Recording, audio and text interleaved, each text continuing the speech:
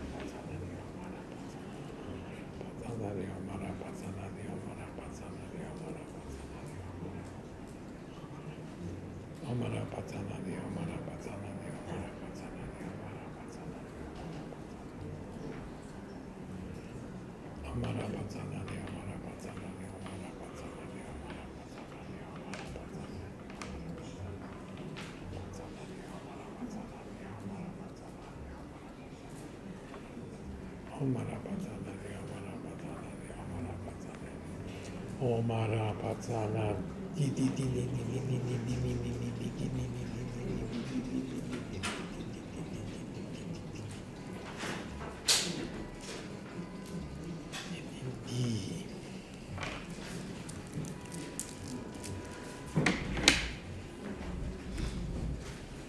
So,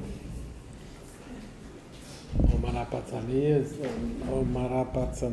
as you know, is the mantra of wisdom. The wisdom realizing emptiness, the wisdom that realizes the lack of inherent existence of ourselves. And since it is this clinging to, grasping at a sense of self that causes all our problems in life, the main antidote to that suffering, difficulty in life, is the wisdom that realizes that there is no actual, inherently existent, independent self. So this mantra is developing, we can't say that it's getting rid of the self, it's developing our ability to realize that there is no self.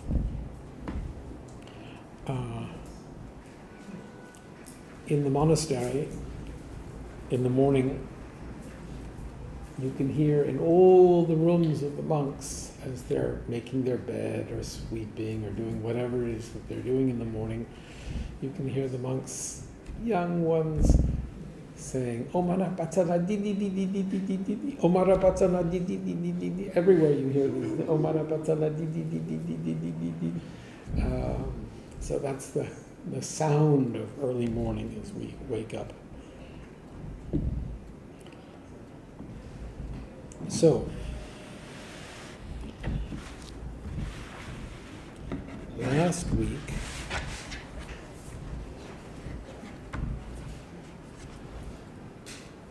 I believe we left off on page 115.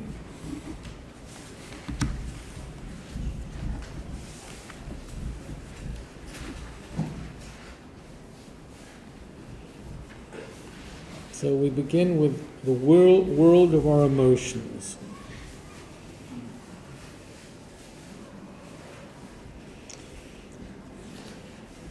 And His Holiness begins with this. Interestingly, in the classical Buddhist science of mind in which I am trained, there is no concept of emotion as a single category that precisely corresponds to the understanding of emotion in contemporary Western psychology. Hello? So that's...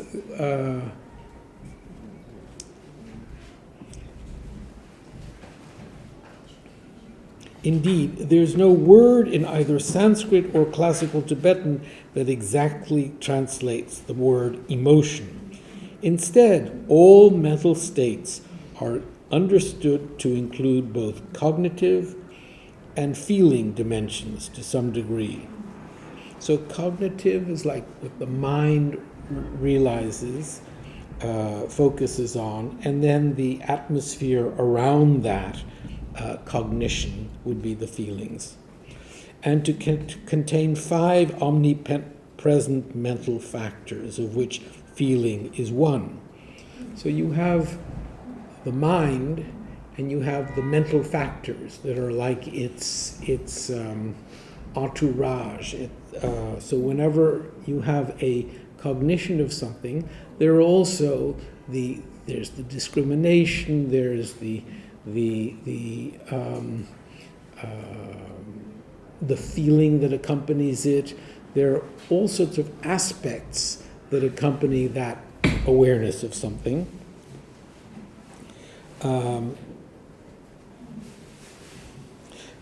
So you have feeling, And then there are discrimination, volition, attention, and contact.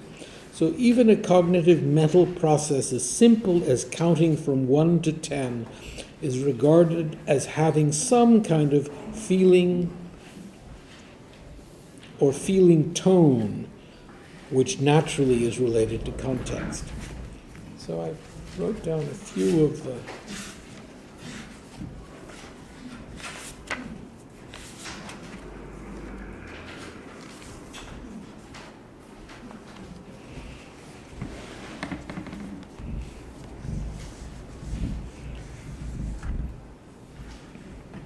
So you have the mind, which simply knows the entity of an object. It simply knows something. And then you have the aspect of mind, the mental factors that understand something or experience it from different points of view. And the mind, and so this gets rather complex, and even in what I'm going to say, you're going to find that there are certain overlaps. For example, along with a mind, there are 5 omnipresent factors. There is feeling, so that's the feeling of pleasant and unpleasant. And pleasant is that which, were it to cease, you would wish more of. Unpleasant is that which, were it to cease, you would be happy, or you would wish it to cease. And then a neutral feeling. And then discrimination, which discriminates between something and not something. Intention, which directs the mind to an object. And then contact, which is the, not simply physical contact, but the contact between the mind and the object. And then there's a quality called mental engagement, which directs the mind towards a specific object. So as I say, to really understand the differences of these takes a certain amount of study and scrutiny.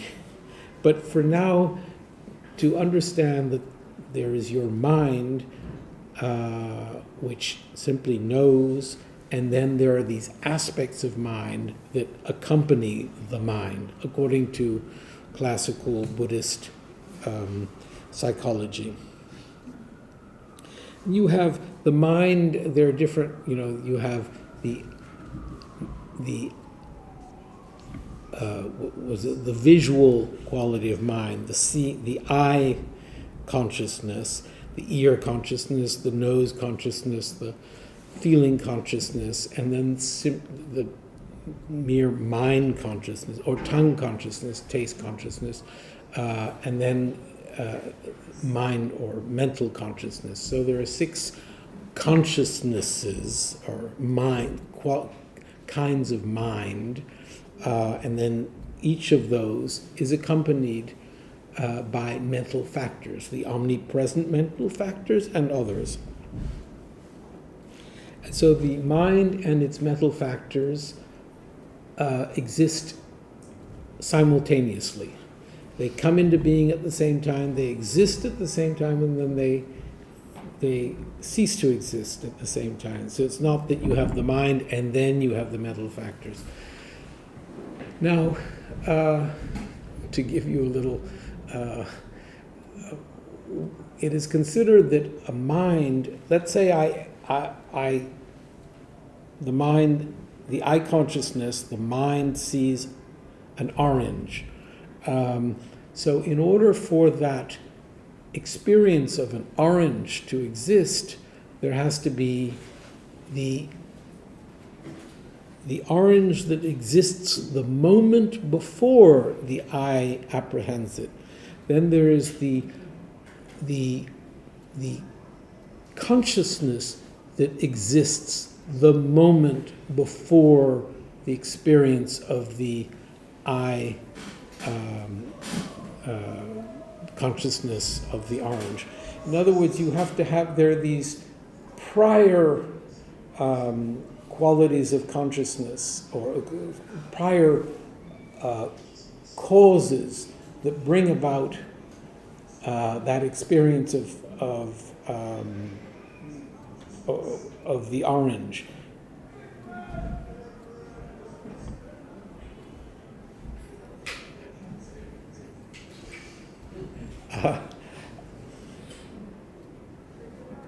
Now, the eye consciousness and the eye, or the eye consciousness of the orange as it is the cause for an eye consciousness of orange, the cause precedes the effect. The eye consciousness of orange is the effect. In one of the schools of Buddhist philosophy, the mind-only theory is that the orange, which is being apprehended by the mind, and the mind that is apprehending it, are of one nature. Now, this is a rather interesting idea, that it's not that the orange, the existence of orange before one, causes an experience of orange, an eye consciousness that apprehends orange. It's that the two exist simultaneously. So that everything we experience in the world is actually existing as a manifestation of my consciousness. It is of one nature with our consciousness. Now, this is something to think about. Though I can tell you that there is a philosophical school that is considered to be above that, it's still a concept that is very important to understand, because it brings into the picture why does my mind bring about an experience of orange. So I'm sitting here, seeing the oranges before me, and as I say, the oranges that I'm apprehending, that I'm seeing, are of one nature with my mind.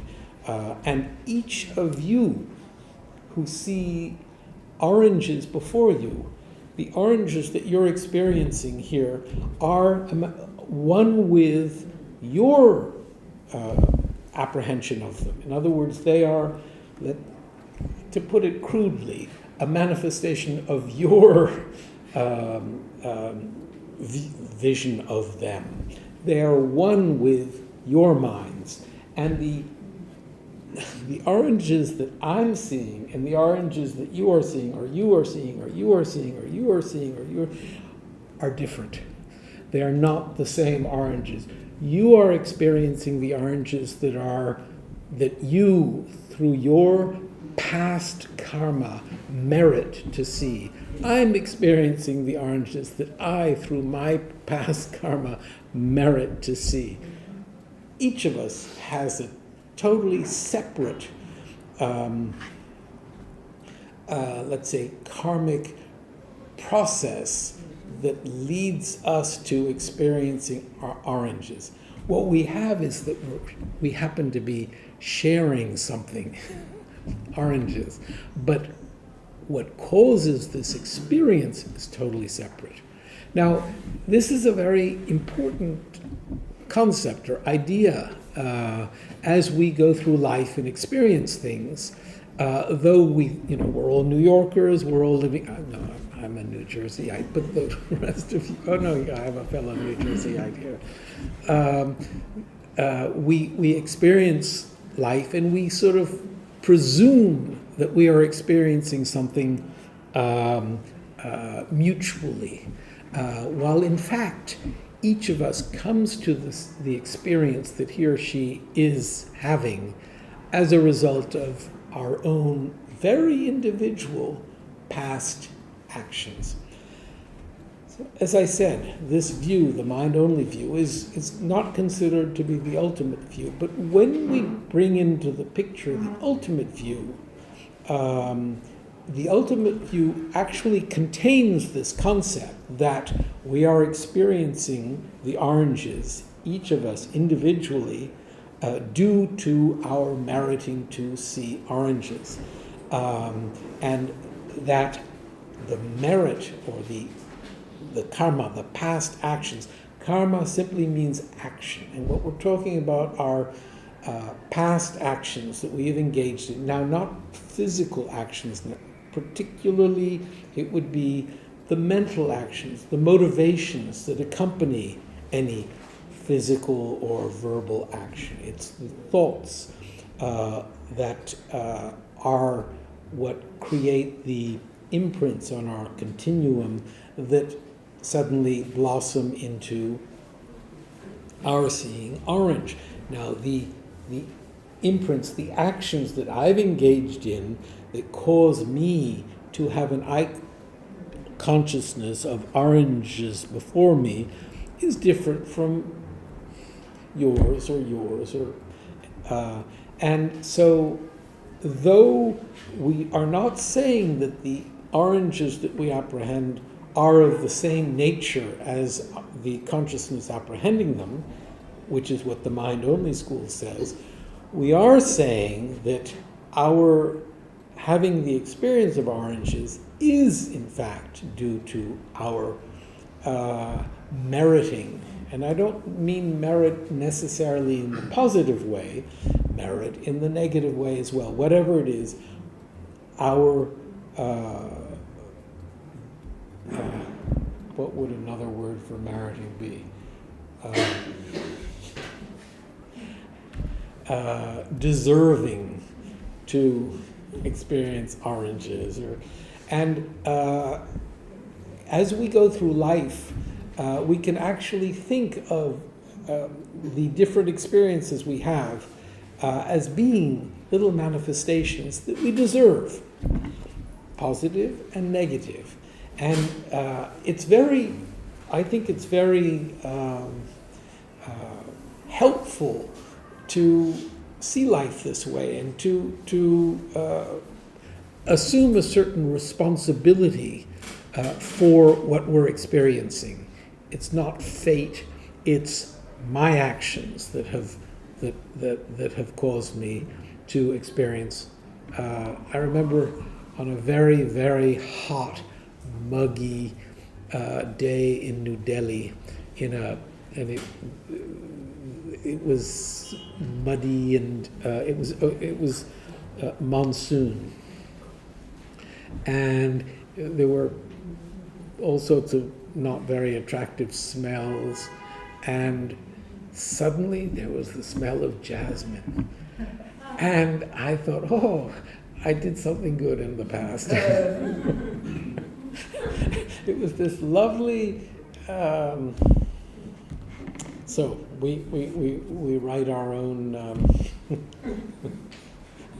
script. We create our own worlds.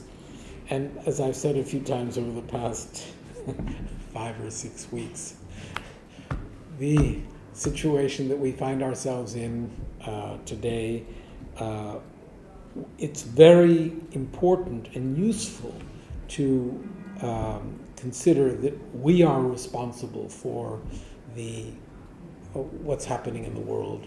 And it's not that we are responsible for what happens to other people.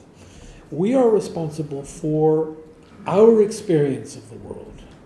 And that's not something, it's not like we shouldn't think of this as our fate. We have the ability to determine our future. It is how we behave in respect to the situation that determines the future. So, page 115. So here, there are also various ways of categorizing our emotional states. For example, in contemporary psychology, the main distinction is often drawn between emotional states, which on the one hand are pleasurable or joyful and are described as positive, and those which on the other hand are unpleasant or painful and are described as negative. Now, in classical Buddhist psychology, however, the distinction is rather different. Instead, the primary distinction is not between those states which are pleasurable and those that are painful, but between those that are beneficial and those that are harmful. Afflictive mental states, known as nyongmong in Tibetan or klesha in Sanskrit, are those which undermine our long-term well-being, while non-afflictive mental states are those which have no such disruptive impact. So let us discuss that for a while, because this is, we are really formed in the sort of psychological environment that talks about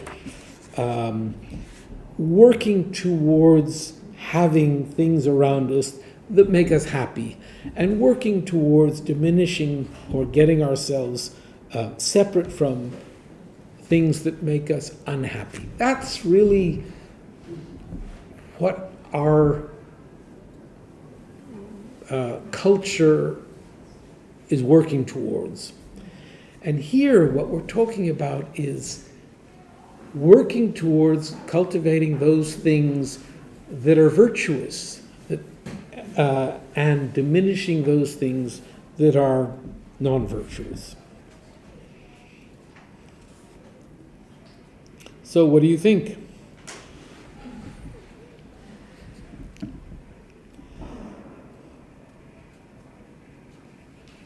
Or those things that are beneficial and those things that are harmful, rather than those things that bring me pleasure and those things that... It's a very different concept of what one would devote one's life to, what one would seek, and what one would work to get oneself away from. Because it's based on You have pain in your... Are you trying to get rid of it, or are you... No, it just suddenly happened. No, I'm just thinking it's different because there's the karma, the effect of karma in between just pleasurable and beneficial. There's a time factor, because pleasurable is just 5 years, but beneficial is later. Well, what we seek to do is derive pleasure out of engaging in beneficial. That can be, yeah. Well, on the subject of faith being kind of mutually exclusive to our karma, what about our hypothetical first incarnation? Or I guess I'm wondering, are they necessarily couldn't they be viewed as synonymous? That part of the karma we create is. But there is no wait. The hypothetical first incarnation, and we were born. So was there a mental continuum that suddenly began? Right. Okay. So one of the ways by which we establish consciousness is that it is, previous lives, is that each moment of consciousness, each moment of consciousness is the result of a prior moment of consciousness within you. This is not general consciousness. This is each in my awareness. What causes this moment of awareness is the immediately prior moment of awareness, and that's caused by the immediately prior moment of awareness. And since you need as a cause for consciousness, something having the same nature as and existing within the continuum of a particular stream of consciousness, there can't be a first moment of it. Because that needs a prior moment. And that needs a prior moment.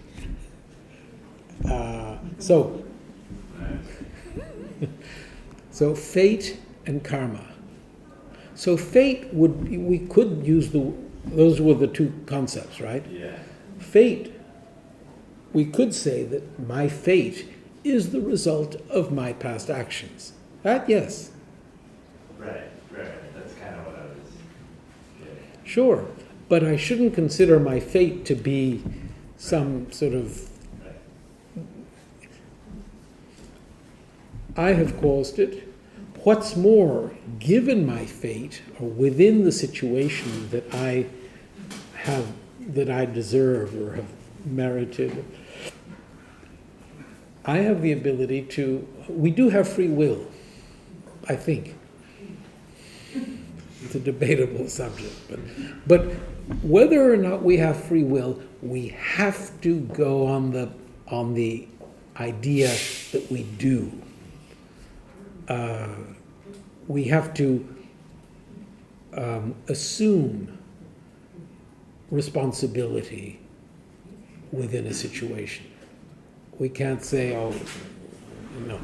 We have to assume that. Well, what do you think about free will? What is your feeling about free will? Yes. Do we know what the origin of our mental continuum is?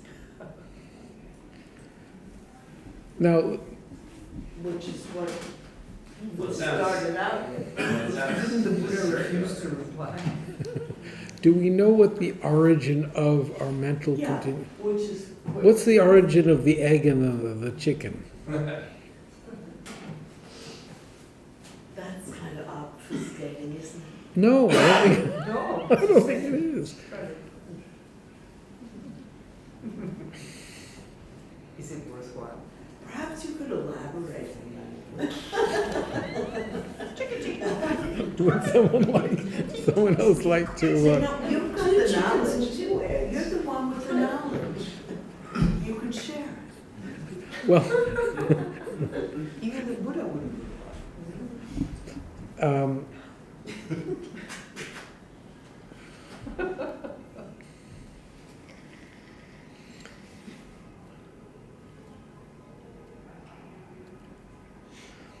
you know, to sit and spew out theories which we don't really have an experience of, that we can't see or establish directly, the idea is simply that each moment of consciousness needs a prior moment of consciousness to cause it, and therefore there cannot be a first moment of consciousness. Consciousness cannot arise out of non-consciousness. Okay. But, you know, science may come up with another idea. Isn't there some kind of a mysterious seed from which consciousness developed? No. Okay. Okay.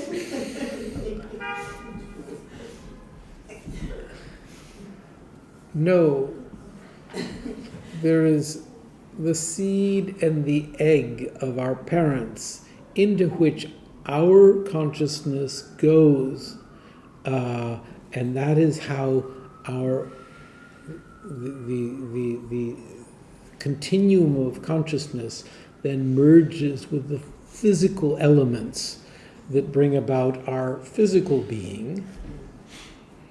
Thank you, Vincent. But you were going, all right, there was did we deal with fate and... You were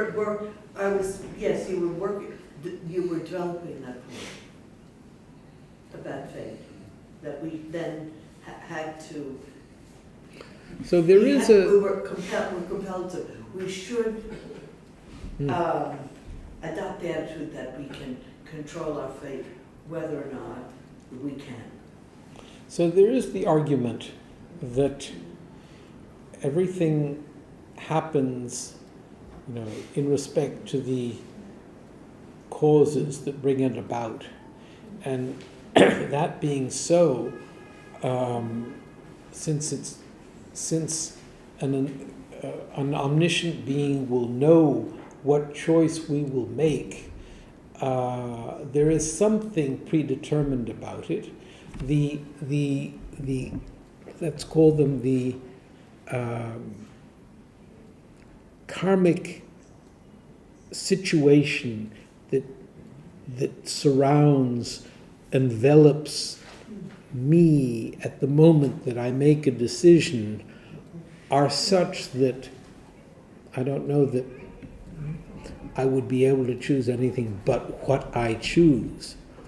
But as I said, that being the case, I must make a decision not in the belief that I have no choice, but in the belief that I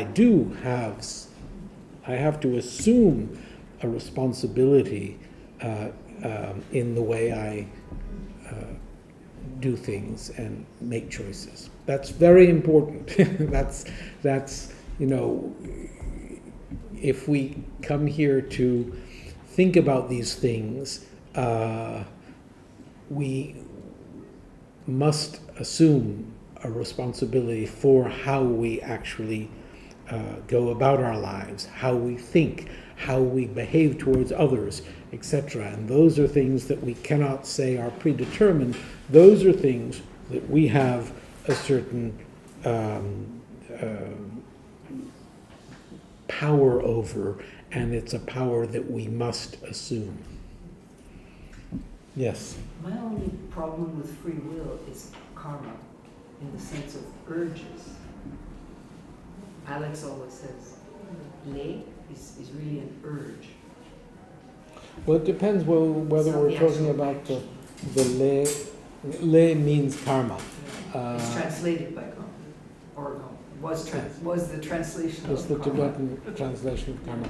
And lay and karma mean action. And it's specifically talking about the mental actions, the motivations that. Something. Not So, the- so when we talk about, when we say, oh, that's his karma, or Yeah. that we're sort of applying a lot of different, we're giving that attitude or word to the effect of the act, when in fact the important thing in karma are my actions. So Alex Burton always talks about lay or karma being the urge that comes up and makes you want to do something. So that's where the free will comes in. Are you going to do it or not? So So are you going to do it or not? no, well, in my case, my free will is sometimes very constrained by my urges, like chocolate cake or. So free will and urges. So we have to work, cut down on the chocolate cake. But the more, Observe the urges. this conversation, these thoughts, are all meant to help us assume a certain responsibility about how we go about our actions. And all of these things that we talk about here are thoughts. They are what is it called? Nourishment for thinking about and developing the ability to work at acting in a more virtuous way. That's really what a spiritual practice is.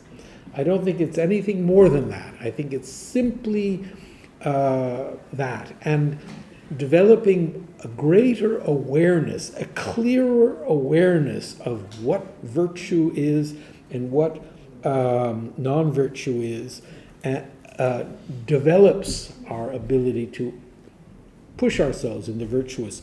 And this is really the essential thing that His Holiness is presenting here. The primary distinction is not between those states which are pleasurable and those that are painful, but between those that are beneficial and those that are harmful. Beneficial to others as well as to ourselves, harmful to others as well as to ourselves. Afflictive mental states, known as nyongmong, are harmful to ourselves, are those which undermine our long-term well-being, while non-afflictive mental states are those which have no such destructive impact. So to really, to go over it from the beginning, given that our Western society, modern society, really is aiming towards developing the pleasurable and diminishing the unpleasant,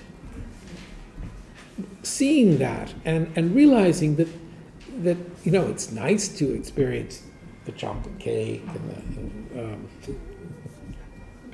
the whatever it is, the indulging the chocolate cake, indulging our desire for the chocolate cake. I'm mixing up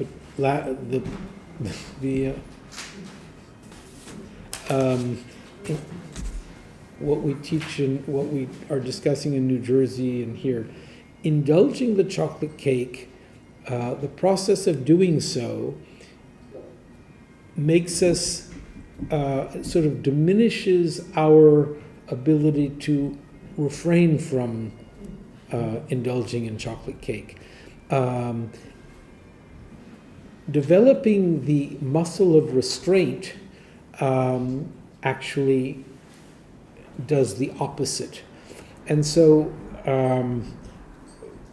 this working towards even using the pleasure and unpleasant feelings as the sort of meat and potatoes of the life that we are navigating, and considering that these are the opportunities we have to actually refrain from the behavior that is going to cause us to be unhappy, is a way of thinking about it all. But these are things we have to sit and think about. In other words, this is taking these 2 paragraphs from this book and really coming to understand them. That process of understanding and that process of contemplating, when we then go out into the world, we will have stuff to really think about, to really help us lead the spiritual life that I assume we all wish to lead.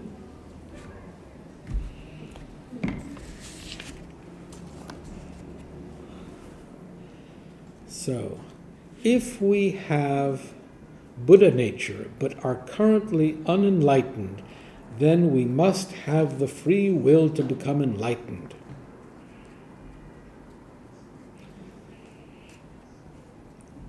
So, there are different ways of using the term Buddha nature. The way I understand Buddha nature,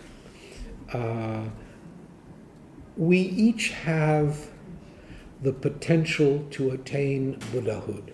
We each have within us, I'm afraid to even use the word seed, the seed of Buddhahood. What we have, we read this, the Heart Sutra, at the beginning of class, we are empty. Each one of us is empty of any inherent, independent, intrinsic existence. We therefore have the potential to change. We have the potential to evolve. The lack of inherent existence is in us, is our Buddha nature. It is the potential to become a Buddha. It's not that we have some little thing there that is a Buddha already or that has the potential to be a Buddha. It's that we, due to our not being fixed in this ignorant, afflicted state, are stuck here. It's that due to the fact that we are free of, empty of any kind of fixedness in this situation, we have the ability to evolve. That lack of fixedness is our Buddha nature. So if we have Buddha nature, but are currently unenlightened, which I am, then we must have the free will to become enlightened. So, free will. So, what inhibits free will is our own habits, our own mental habits, and we have to tame our sort of self-destructive mental habits and work at disciplining them so that our mental habits will lead to the development of that Buddha nature to the point of eventually becoming Buddhas. I think that's the best way to respond to that. Is it development or uncovering the Buddha nature? So, Or revealing? if you say that Buddha nature is the emptiness of inherent existence of yourself, you are working towards realizing it. You are working towards developing the experience of deepening or making the consciousness that is experiencing that emptiness of self more and more subtle. Does the emptiness of self necessarily imply free will? I would say that the emptiness of self implies the potential for free will. Free will is possible due to the fact that we are empty of inherent existence. If we were not empty of inherent existence, if we existed inherently or intrinsically, there would be no possibility for change, and there would be no possibility for any kind of free will to exist. Things would be fixed.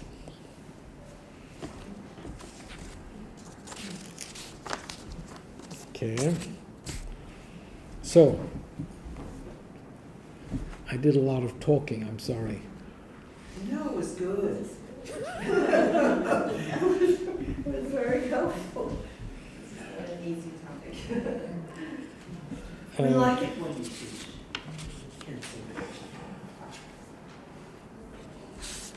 So, let me see my notes to myself.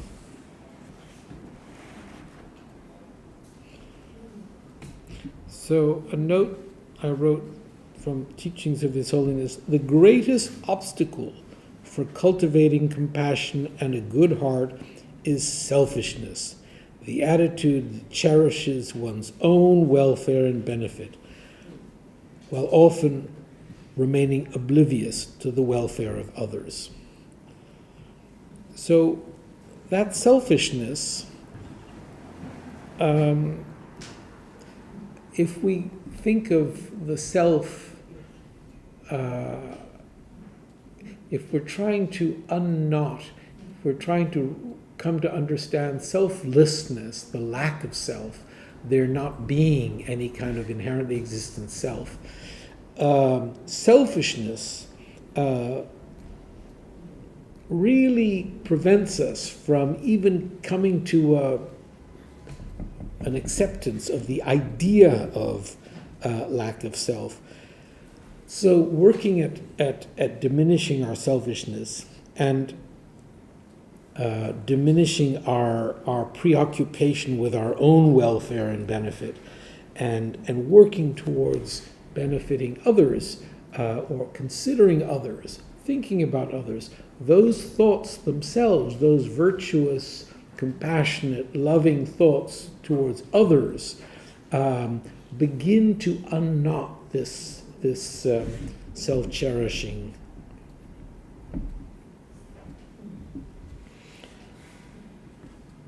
And so that's Shantideva says, if when I have the chance to live a wholesome life, my actions are not wholesome, then what shall I be able to do when confused by the misery of the lower realms? Now this is sort of,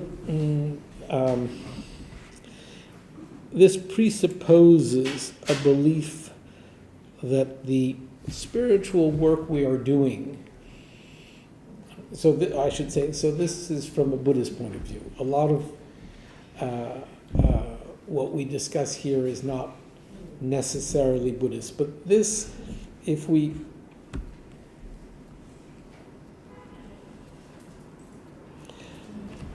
believe in past and future lives, we are living as human beings at this time, and human beings have the ability to think, have the ability to have some kind of control over the way we lead our lives. If we look at animals, insects, they don't have the ability to think things out and decide, maybe instead of doing it this way, I'm going to do it that way, and that would be more beneficial to the... No, it's instinct that guides them. I hope I'm not being judgmental over animals. I live with a cat that was imposed upon me by the Tibet Center upon my return to America. And we become friends, and he's sweet, and he's nice to me when I'm sort of low and all that. But I don't know that he has the ability to think about whether he's going to be nice or whether he's going to chase the mouse, or it's just instinct, and it's nice instinct. It's good instinct. He's nice, unless he's trying to. There's a cat. There must be a mouse someplace. He thinks that he wants to go to his girlfriend's house. He meows. No, I think it's instinct too. Yeah. When you say instance, can that be also like part of habits? Yeah. Because you were saying habits before. Habit, instinct, same. So the cat does things. So Darren mentions the cat's girlfriend, and he wants to go out. And he goes out, and he goes over to the girlfriend's house, and he fights with her. And then her owner chases him away, and he comes home. And I don't think he has, the next day, I don't think he can say, oh no, I don't want to go out there. He wants to go out there. So that kind of habit. So we as human beings have the ability to work on ourselves. We have the ability to work at diminishing our sort of selfish tendencies and develop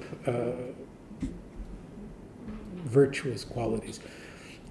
But we indulge our selfishness tremendously in this life when we have the choice. So it's saying, if we don't take advantage of this extraordinary opportunity that we have as human beings, how are we going to do when we're in a situation where we don't have much choice? That was what I just read.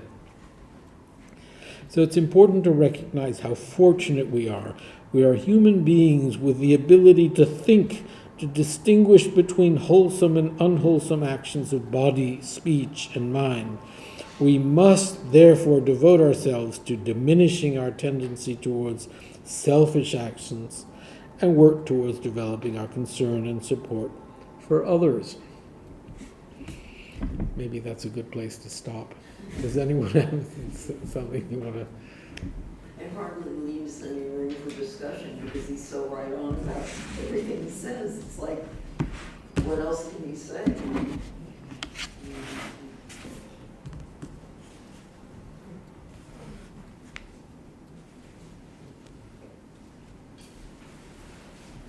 Okay.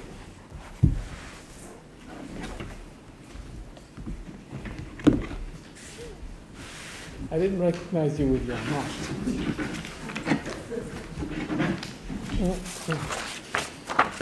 Okay. Do we have people we are being asked to pray for? Yes, sorry. We need to pray for Kathy Wolfarth Vandermark. Kathy? Kathy Vandermark. Kathy Vandermark. Okay. Alberto de Jesus. Alberto de Jesus. And many, many, many, many more people who have died in the last. So, the Sutra of the Recollection of the Noble Three Jewels. I prostrate to the Omniscient One. Thus the Buddha, Bhagavat, Tathagata, Arhat, Samyak Sambuddha, the learned and virtuous one, the Sugata, the knower of the world, the charioteer and tamer of beings, the unsurpassable one, the teacher of devas and humans is the Buddha Bhagavat.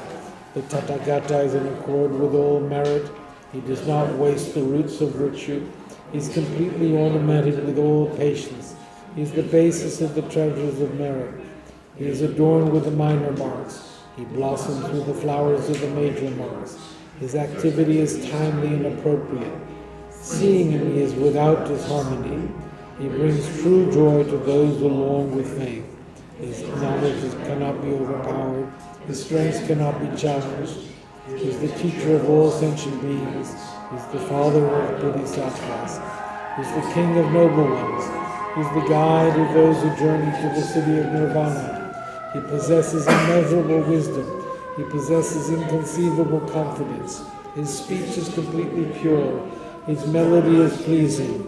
One never has enough of seeing him. His form is incomparable. He is not stained by the realm of desire. He is not stained by the realm of form. He is not affected by the formless realm. He is completely liberated from suffering. He is completely and utterly liberated from the skandhas. He is not possessed with datus. His ayatanas are controlled. He has completely cut the knots. He is completely liberated from extreme torment. He is liberated from craving. He has crossed over the river. He is perfected in all the wisdoms. He abides in the wisdom of the Buddha Bhagavats who arise in the past, present, and future. He does not abide in nirvana. He abides in the ultimate perfection. He dwells on the bhumi where he sees all sentient beings. All these are the perfect virtues of the greatness of the Buddha Bhagavat. Dharma is good in the beginning, good in the middle, and good at the end. Its meaning is excellent. Its words are excellent. It is uncorrupted. It is completely perfect and completely pure. It completely purifies. The Bhagavat teaches the Dharma well. It brings complete vision. It is free from sickness. It is always timely. It directs one further. Seeing it fulfills its purpose. It brings discriminating insight for the wise. The Dharma which is taught by the Bhagavad is revealed properly in the Vinaya. It is renunciation. It causes one to arrive at perfect enlightenment. It is without contradiction. It is pithy. It is trustworthy and puts an end to the journey. As for the Sangha of the great Yana, they enter completely. They enter insightfully. They enter straightforwardly. They enter harmoniously. They are worthy of veneration with joined palms. They are worthy of receiving prostration. They are a field of glorious merit. They are completely capable of receiving all gifts. They are an object of generosity. They are a great object of complete generosity. The protector who possesses great kindness, the omniscient teacher, the basis of oceans of merit and virtue, I prostrate to the Tathagatas. pure, the cause of freedom from passion, virtuous, liberating from the lower realms. This alone is the supreme ultimate truth. I prostrate to the Dharma, which is peace. Having liberated, they show the path to liberation. They are fully dedicated to the disciplines. They are a holy field of merit and possess virtue.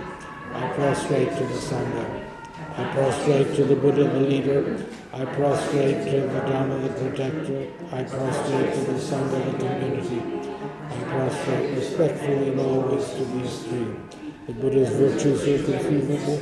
The Dharma's virtues are inconceivable. The Sangha's virtues are inconceivable. Having faith in these inconceivables, therefore the fruitions are inconceivable. May they be born in a completely pure world. Okay, we read the 8 verses on training the mind. With the determination to accomplish the highest welfare of all sentient beings who surpass even a wish-granting rule, I will learn to hold them supremely dear. Whenever I associate with others, I will learn to think of myself as the lowest amongst all, and respectfully hold others to be supreme from the very depths of my heart. In all actions, I will learn to search into my mind, and as soon as a disturbing emotion arises, endangering myself and others, I will firmly face and avert it. I will learn to cherish ill-natured beings and those oppressed by strong misdeeds and sufferings, as if I had found a precious treasure difficult to find. When others, out of jealousy, treat me badly, with abuse, slander, and so on, I will learn to take all loss and offer the victory to them.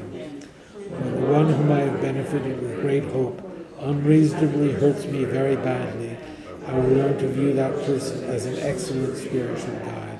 In short, I will learn to offer to everyone without exception all help and happiness, directly and indirectly, and respectfully take upon myself all harm and sufferings of my life. I will learn to keep all these practices undefiled by the stains of the 8 worldly concerns, and by understanding all phenomena as like illusions, be released from the bondage of attachment. Our prayer for a swift return of Dr. Rinpoche.